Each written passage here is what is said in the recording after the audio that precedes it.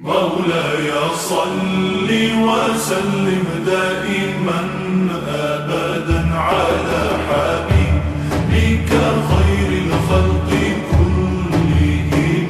مولاي صل وسلم دائما أبدا على আসসালামু আলাইকুম, সবাই কেমন আছেন? আশা করি সবাই ভালো আছেন। তো আজকে আপনাদেরকে একজন তরবি পড়ানো একজন হুজুরের কি রকম প্রস্তুতি সম্পর্কে আপনাদেরকে আজকে জানাবো। তো দেখতেছেন আমার ভাই এখন প্রিপারেশন নিতেছে, রাতে গিয়ে তরবি পড়াবে। তো আপনারা দেখেন কি রকম ভাবে প্রস্তুতি নিতে হয়। আমরা অনেকে আসলে জানি না কিভাবে প্রস্তুতি নিতে হয়, কিভাবে একজন তরবির হুজুর কিভাবে প্রস্তুতি নেয় এবং কি পরিমাণ পড়তে হয়, কি পরিমাণ পরিশ্রম করতে হয়, এটা আমরা অনেকেই জানি না। তো আজকে আপনারা আমার ভিডিওটা দেখে একটু বুঝতে পারবেন কি পরিমাণ প্রস্তুতি নেওয়া লাগে। তো সকাল হইতে রোজা থাকি, সারাদিন কোরআন শরীফ পড়তে হয়, সকালে পড়তে হয়, বিকালে পড়তে হয়, আবার রাতে প্রস্তুতি নিতে হয়। রাতে তরবি পড়ানোর জন্য মাগরিবের পর থেকে প্রস্তুতি নিতে হয়, এরপরে গিয়ে তরবি পড়াই। তো